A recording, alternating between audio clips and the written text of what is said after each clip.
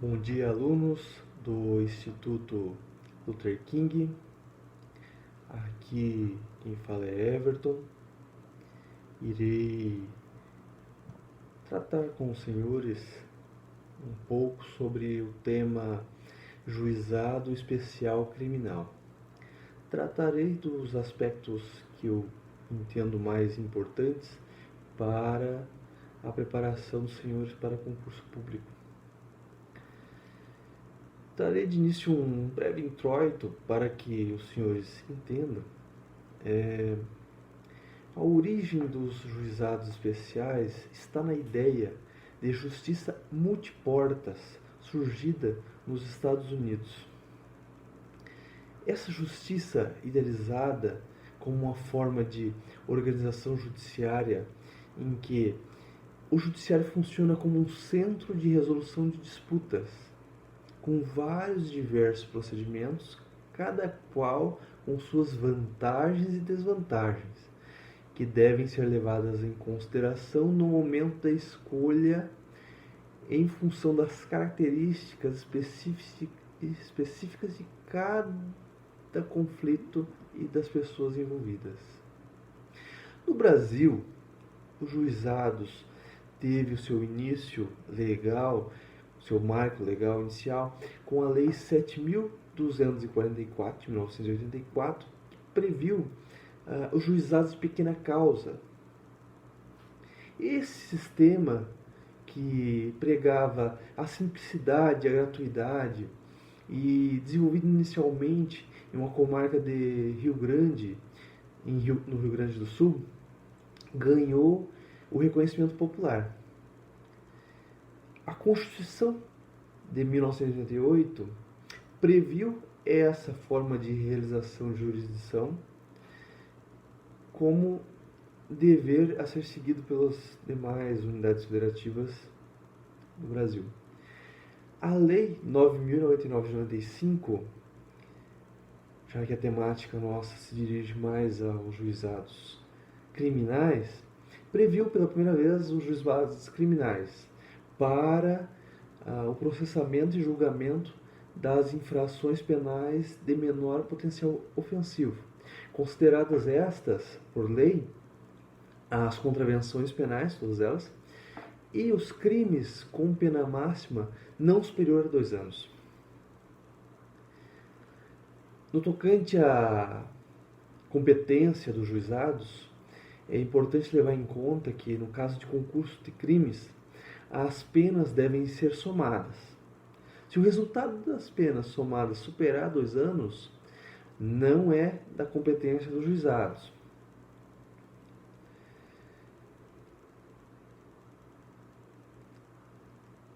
No juizado especial criminal, a tradicional jurisdição de conflito, que se resolve por heterocomposição, por uma sentença de um juiz, cede lugar ao espaço para a conciliação, a reparação de danos, sem aplicação de pena privativa de liberdade.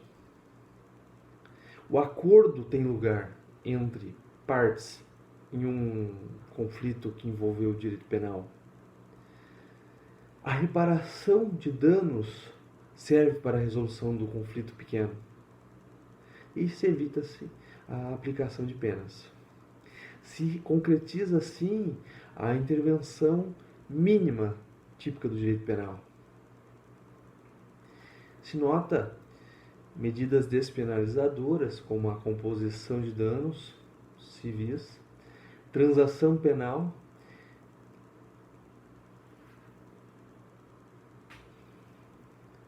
além desses instrumentos despenalizadores, nota-se também a ausência de prisão em caso do ofensor concordar na lavratura do TCO e ser encaminhado ao juizado. A Lei 9.099, regente dos juizados, traz como critérios a oralidade, simplicidade, informalidade, economia processual e celeridade. Esses critérios devem ser levados em consideração na aplicação do microsistema que é dos juizados. Não se pode, na prática, desnaturar o procedimento do juizado, tornando-o complexo. Porque se assim, não teria razão para ter um procedimento mais simplificado, um juizado, se o processo fosse para ser complexo. Então, isso tem que ser tomado em conta na prática. Decorre da oralidade no juizado criminal a concentração dos atos, com tentativa de resolução do problema em uma única audiência, o imediatismo, em que o juiz ele é direto coletor de provas e que profere a sentença em caso de não resolução consensual, profere a sentença de plano, e a irrecorribilidade das decisões interlocutórias, cabendo o recurso ao final do processo.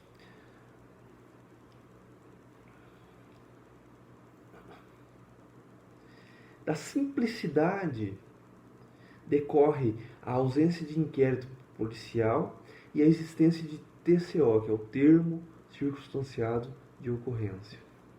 A desnecessidade de corpo de delito, que cede lugar à possibilidade de um boletim médico ou uma prova equivalente.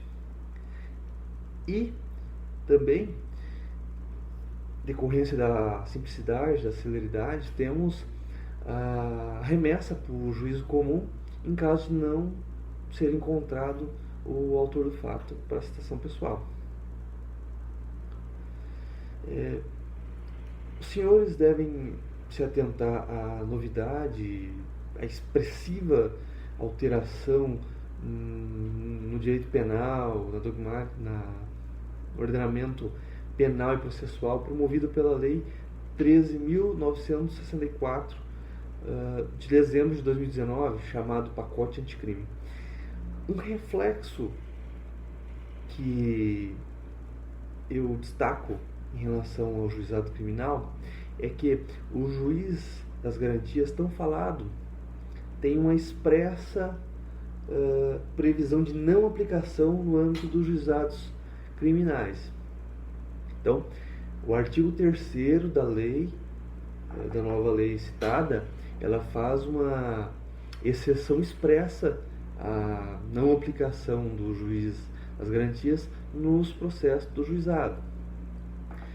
E, de fato, o TCO ele não teria por que ser submetido ao juiz da garantia, porque vai direto para o juiz da instrução, né? Aliás, são pouquíssimas as medidas cautelares pessoais no âmbito dos juizados criminais, o que justificaria a atuação do juiz das garantias, né? Estamos lidando com contravenções penais, com infrações penais de menor potencial ofensivo, penas que não superam 2 anos. Logo, não há falar em prisão preventiva, busca e apreensão, interceptação telefônica, as medidas cautelares pessoais que justificaram o juiz das garantias, né? Aí prevalece a celeridade do processo no juizado. O tocante ao procedimento do juizado, eu destaco a previsão do artigo 72 da Lei 9.099, com teor assim, na audiência preliminar, presente o representante do Ministério Público, o autor do fato e a vítima e, se possível, o responsável civil, acompanhado por seus advogados, o juiz esclarecerá sobre a possibilidade de composição dos danos e da aceitação da proposta de aplicação imediata da pena não privativa de liberdade.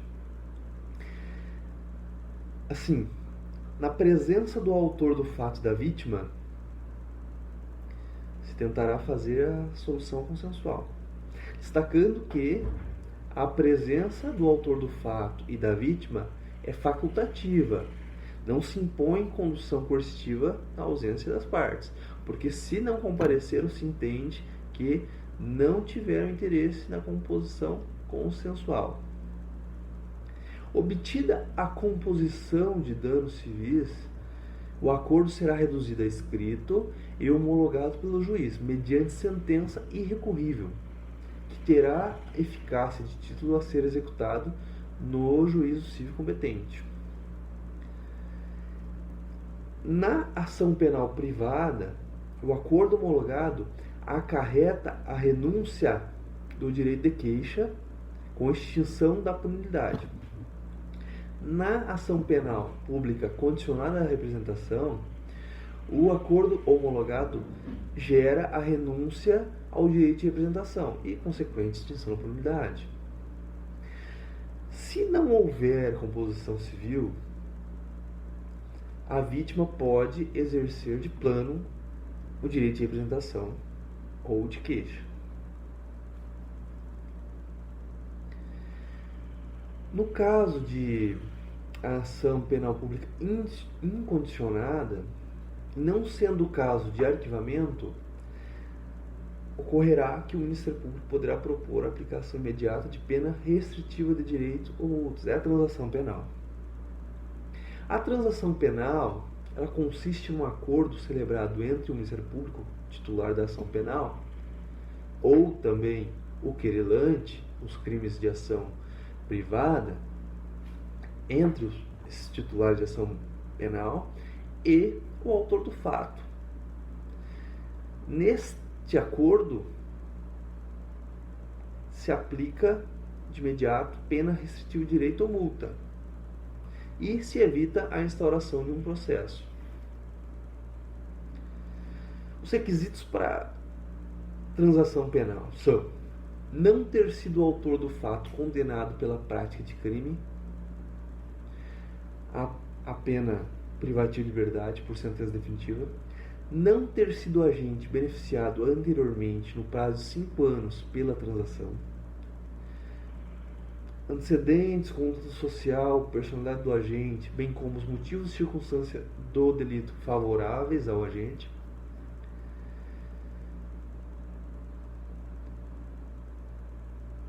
e nos crimes ambientais existe um requisito adicional que é a prévia composição de dano ambiental, se possível.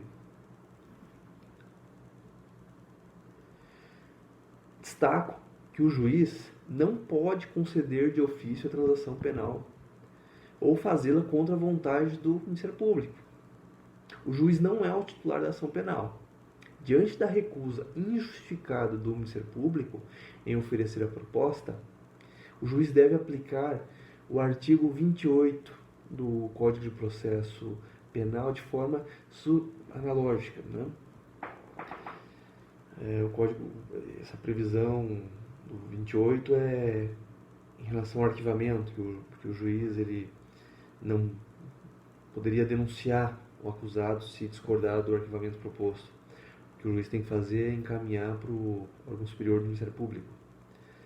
Caso o Ministério Público mantenha o arquivamento, o juiz é obrigado a acatar o arquivamento, já que não é o titular da ação penal. Existe uma súmula sobre a impossibilidade do juiz conceder transação de ofício.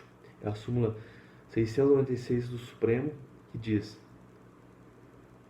reunidos os pressupostos legais permissivos da suspensão condicional do processo, mas se recusando o promotor de justiça a propô-la, o juiz dissentindo remeterá a questão ao Procurador-Geral de Justiça, aplicando por analogia o artigo 28 do CPP.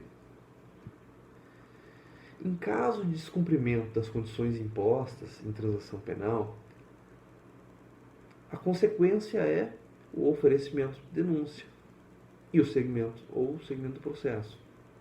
Uma vez que a decisão homologatória do acordo, que é submetida a uma condição resolutiva, ela é condicionada ao cumprimento do pactuado.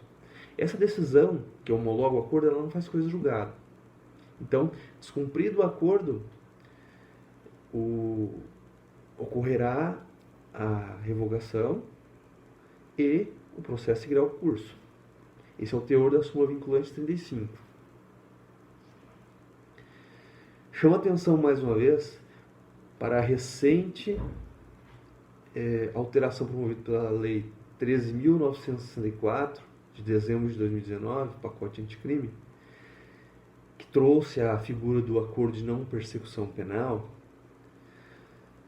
que traz a possibilidade do Ministério Público celebrar acordo de não persecução penal com o investigado que confessa, que, entre outros requisitos, né? E um dos requisitos para haver acordo de não persecução penal é a impossibilidade de transação penal. Isto é, se é cabível a transação penal, não há se falar em acordo de não persecução penal. Frustradas as tentativas de composição civil e transação penal, ingressa-se na fase judicial. Oferecida a denúncia, o acusado será notificado acerca da data designada para a audiência, oportunidade em que poderá apresentar a defesa preliminar, com o objetivo de obter a rejeição da peça acusatória. Se o juiz deliberar pelo recebimento da peça acusatória, a denúncia, aí sim ocorrerá a citação. Essa citação poderá acontecer já na audiência, na presença ali do acusado. O teor do artigo 81, que regula esse procedimento, é assim, ó. Aberta a audiência, será dada a palavra ao defensor para responder à acusação, após o que o juiz receberá ou não a denúncia. Havendo recebimento, serão ouvidas a vítima e as testemunhas de acusação e de defesa, interrogando, por último, o acusado, se estiver presente. Após o interrogatório, ocorre os debates orais e prolação de sentença. Sobre o artigo 81, eu destaco que o Supremo já julgou que a inobservância dessa oportunidade de apresentação de defesa preliminar, isto é, oportunizar o acusado a se defender antes do recebimento de denúncia em audiência, essa não oportunidade de defesa antes do recebimento de denúncia é causa de nulidade relativa, isto é, só invalidará o processo se demonstrado um prejuízo. Na fase judicial, cabe o benefício da suspensão condicional do processo, desde que a pena mínima combinada seja igual ou inferior a 1 ano, ressalvadas crimes envolvendo violência doméstica, né? Note-se que a suspensão condicional do processo é um benefício trazido pela Lei 9.099, mas não se restringe aos procedimentos no juizado. Se aplica esse benefício para procedimentos em fase judicial também nos procedimentos comuns, né? Desde que presente os requisitos. Além da pena mínima, note-se que a transação visa a pena máxima, aqui se tem como objetivo aqui a pena mínima. Além dos requisitos da pena mínima igual ou inferior a 1 ano, temos que o indivíduo acusado ele não pode ter sido condenado por outro crime ou está sendo processado por outro crime. Aqui eu destaco que a leitura restritiva da palavra crime deve trazer a compreensão que o processo ou condenação por contravenção não impede a suspensão condicional do processo, desde presente os demais requisitos. Em caso de recusa de proposta de suspensão condicional do processo pelo promotor e dissenso do juiz, solução semelhante ao do arquivamento do processo e da transação. Isto é, o juiz deve submeter a questão ao Procurador-Geral de Justiça. A suspensão condicional do processo pode ser revogada mesmo após o fim do período de prova, em caso de descumprimento, porque se compreende que a decisão que revoga, a decisão que que declara a extinta punibilidade, ela é declaratória. Assim, a suspensão ela é revogada em caso de descumprimento, desde que a falta tenha sido praticada no período probatório. Friso, a decisão revogatória ela é declaratória. Não importa que venha a ser proferida depois de expirado o prazo de prova. O que importa é que a falta que tenha gerado o descumprimento tenha ocorrido dentro do período de prova, porque se entende que essa decisão seria de revogação, seria declaratória. Sobre o tema do cabimento da suspensão constitucional do processo, eu destaco o teor da súmula 723 do Supremo, que diz: não se admite a suspensão constitucional do processo por crime continuado se a soma da pena mínima da infração mais grave com o aumento mínimo de 1/6 for superior a 1 ano. Destaco também, daí é o cálculo que se faz sobre a pena mínima para examinar a possibilidade de suspensão condicional do processo. Aplicado, se estamos falando de pena mínima, pegamos a pena mínima combinada e o aumento mínimo do crime continuado. Isso dará a pena mínima e assim veremos se é possível ou não a suspensão condicional do processo. Se igual ou inferior a 1 ano, possível a suspensão condicional do processo. Se superior, não é possível. Continuando, destaca o teor da súmula 243 do STJ, com teor: o benefício da suspensão do processo não é aplicável em relação às infrações penais cometidas em concurso material, concurso formal ou continuidade delitiva, quando a pena mínima combinada seja pelo somatório superior a 1 ano. Por fim, tratando dos recursos, destaque que contra a decisão de rejeição da denúncia nos juizados cabe apelação, diferente do procedimento comum, que cabe recurso de distrito. Isso é importante lembrarmos. Destaco também que, diferente do procedimento comum, em que existe primeiro a interposição da apelação e depois o prazo em que se dá a juntada das razões, no juizado a apelação deve estar acompanhada das razões recursais. A apelação de sentença proferida em juizado, ela é encaminhada à turma recursal, que é composta por juízes de primeiro grau, 3 juízes mais precisamente, atuantes no primeiro grau. Destaco que nesse julgamento, se a sentença for confirmada por seus próprios fundamentos, a súmula do julgamento servirá de acórdão. E o Supremo já decidiu que isso não ofende a necessidade de fundamentação das decisões judiciais. Destaco também que, contra decisão de turma recursal, até pode caber recurso extraordinário ao Supremo, mas, respeitada a previsão legal e a taxatividade dos recursos, não cabe recurso especial ao STJ, porque a previsão de recurso especial traz a menção expressa da palavra tribunal, o que não se pode ser compreendido uma turma recursal. Por último, encerrando, destaco que não existe a previsão expressa de revisão criminal dos julgados nos juizados, mas não impede do manejo desse recurso. Isso é o entendimento do STJ. E decisão e a revisão criminal de julgados do juizado deve ser julgado em turmas recursais.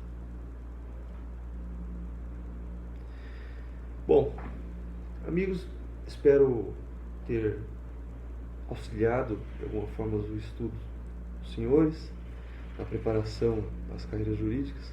Espero ter sido útil. Um abraço e até mais.